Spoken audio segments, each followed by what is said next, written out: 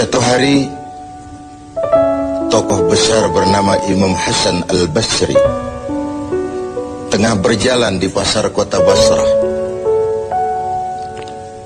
Datang seseorang lalu bertanya kepada beliau, "Ya Aba Ishaq," wahai Abu Ishaq, panggilan buat Imam Hasan Al-Basri.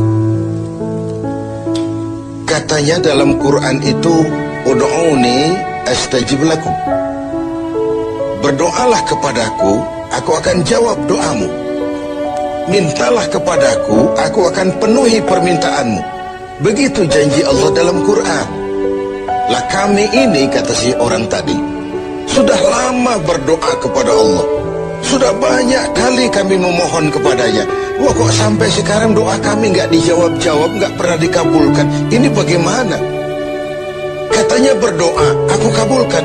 Sudah lama kami berdoa, kenapa nggak pernah dikabul-kabulkan? Apa doa kami salah pasang? Apa Tuhan pas kebetulan nggak dengar? Atau bagaimana ini? Imam Hasan Al-Basri senyum lalu menjawab, "Ya ahlal Basrah, hai penduduk Basrah, hatimu mati. Dari hati yang mati, bagaimana mungkin doa akan terjawab? Tidak ada getaran yang menyebabkan channel kepada Allah itu nyambung. Tidak ada. Dari hati yang mati, doa tidak mengeluarkan getaran untuk sampai kepada aras. Hatimu mati, maka doamu tidak dikabulkan." Kita renungkanlah jawaban ini. Sederhana, doa tidak didengar Tuhan. Permohonan tidak dikabulkan olehnya. Tapi kalau kita mau menukik kepada renungan yang lebih jauh, kemalangan apa yang lebih besar selain daripada kalau Allah sudah berpaling kepada kita dalam hidup ini? Permohonan tidak didengar, doa tidak dikabulkan, Allah sudah masa bodoh dengan kita. Kemana lagi langit tempat kita bernaung? Kemana lagi bumi tempat kita berpijak? Kalau Allah sudah berpaling dalam hidup ini kepada kita, itulah kemalangan yang paling besar dalam hidup ini. Sementara kita berleha-leha, menurut kita kemalangan itu kehilangan jabatan, kemalangan itu kehilangan harta benda, kemalangan itu adalah kehilangan orang yang kita sayangi. Allah berpaling dalam hidup kita, tidak pernah kita melakukan evaluasi. Apa yang menyebabkan hati itu jadi mati? Sehingga tidak ada getaran yang nyambung ke aras, yang mengakibatkan Tuhan berpaling dari kita. Doa tidak lagi didengar, permohonan tidak lagi dikabulkan. Ada beberapa hal yang menyebabkan hati jadi mati, sehingga doa tidak terangkat.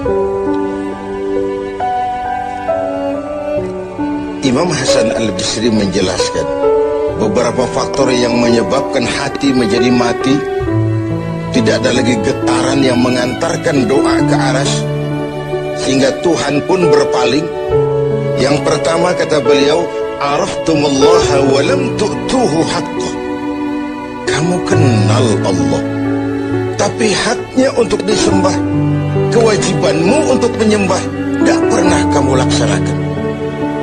Bagaimana hati tidak jadi mati? Kenal. Siapa pencipta alam semesta? Allah. Siapa pencipta lautan, gunung, sungai? Allah. Siapa pencipta langit dan bumi? Allah.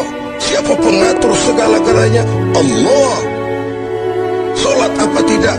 Tergantung kebutuhan. Kamu kenal Allah, tapi haknya untuk disembah, kewajibanmu untuk menyembah, tidak pernah kamu laksanakan.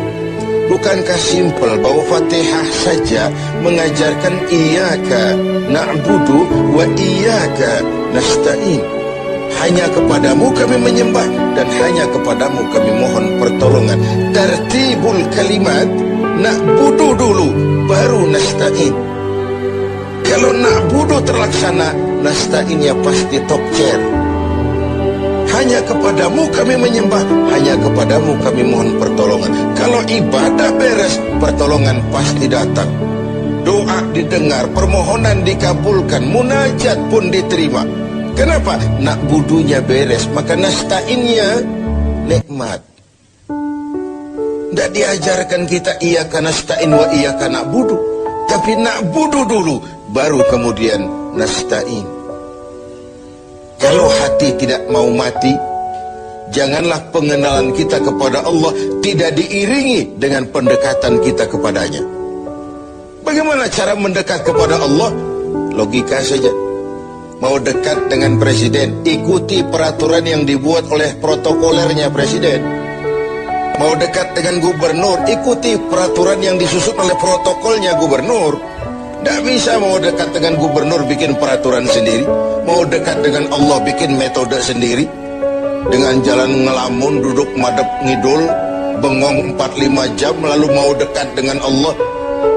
Mau dekat dengan Allah, ikuti cara yang sudah diatur oleh Allah melalui utusan-utusannya, bukan dengan cara membuat sesuatu sendiri. Ini yang pertama. Lalu yang kedua, yang menyebabkan hati jadi mati, qara'tumul Qur'an walam ta'malu bih.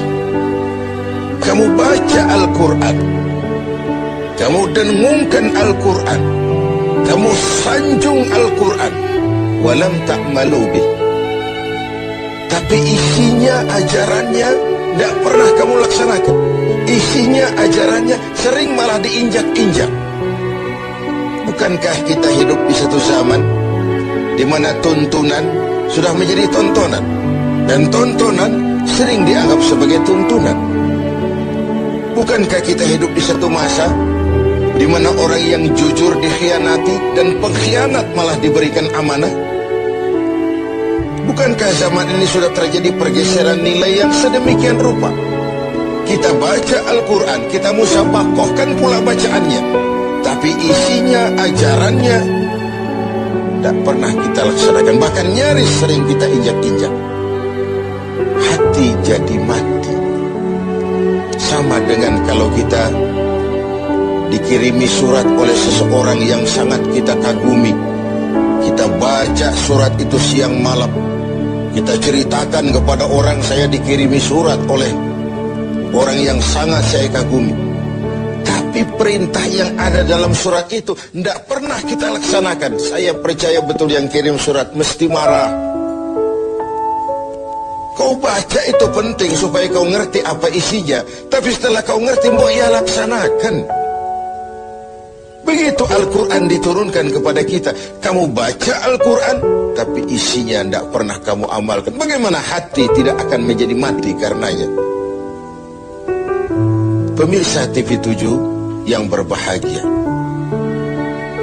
yang ketiga penyebab hati itu menjadi mati, akaltum ni'mata rabbikum walam tashkurulah. Kamu makan nikmat Tuhanmu, tidak pernah kamu bersyukur kepadanya. Ikan Tuhan di laut itu tiap hari diciduki, tapi Tuhannya diabaikan. Tidak pernah sesaat pun dalam hidup ini nikmat Allah pernah berhenti. Sejak kita bangun tidur sampai kita tidur kembali, bahkan tidur itu sendiri. Dari sekian nikmat yang kita tidak akan pernah sanggup menghitungnya, Tuhan cuma minta syukuri nikmat itu. Kalau kau syukuri, aku tambah. Kalau kau ingkar, azabku itu pedih. Tiap hari kau makan nikmat Tuhanmu, akaltum ni'mata rabbikum. Kau makan nikmat dari Tuhanmu, walam tashkurulah, tapi kepadanya kamu tidak pernah bersyukur. Baik syukur dalam bentuk ucapan, lebih-lebih syukur dalam bentuk perbuatan. Karena kalau syukur ucapan semua bisa. Alhamdulillah, terima kasih Tuhan, puji syukur, terima kasih Tuhan. Tapi perbuatannya sering tidak sinkron dengan ucapannya. Kalau saya diberikan harta oleh Allah, mulut saya tidak pernah berhenti. Alhamdulillah Tuhan, terima kasih dikasih harta. Tapi pelitnya 17 setan. Masa artinya orang itu baru syukur perbuatan, baru syukur ucapan, belum syukur perbuatan. Karena syukur perbuatan artinya mempergunakan suatu nikmat sesuai dengan kehendak yang memberikan nikmat itu. Allah memberikan harta kepada saya, apa yang Allah kehendaki dengan menggunakan harta itu? Bagaimana kehendak Allah tentang penggunaan harta itu? Allah memberikan jabatan kepada saya, apa yang Allah kehendaki dengan memberikan jabatan ini kepada saya? Mempergunakan suatu nikmat sesuai dengan kehendak yang memberinya. Itulah syukur yang sebenarnya. Ini yang keempat. Yang kelima, penyebab hati itu jadi mati. Qultum annal mauta haqqun wa lam tasta'iddu lah. Kamu yakin, kamu percaya, kamu tahu betul hidup akan berakhir dengan kematian. Namun kau tidak pernah mempersiapkan diri untuk itu. Baik menghadapi kematian maupun menghadapi yang lebih penting sesudah kematian. Karena mati pada dasarnya sebuah peralihan dari sebuah tahap kehidupan kepada tahap kehidupan yang berikutnya, bukan akhir. Bahkan saya lebih cenderung mengatakan mati adalah istilah yang digunakan bagi orang yang sedang hidup. Sipulan mati itu kan kata yang hidup, yang mengalami sedang pindah ke alam lain. Jadi tidak ada alasan hidup sulit bener, mending mati habis urusan. Tidak selesai sampai di situ, tidak selesai urusannya. Hidup terus berlanjut di alam barzakh, terus berlanjut di alam mahsyar. Ini satu perjalanan panjang. Seperti kita akan berangkat keluar kota yang jauh, tentu kita harus menyiapkan bekal. Semakin jauh perjalanan, semakin banyak bekal yang kita bawa. Kalau Anda akan berangkat jauh, tidak bawa bekal berangkat juga, itu kan nekat sama namanya. Sampai ke tujuan belum tentu, sengsara di jalan sudah pasti.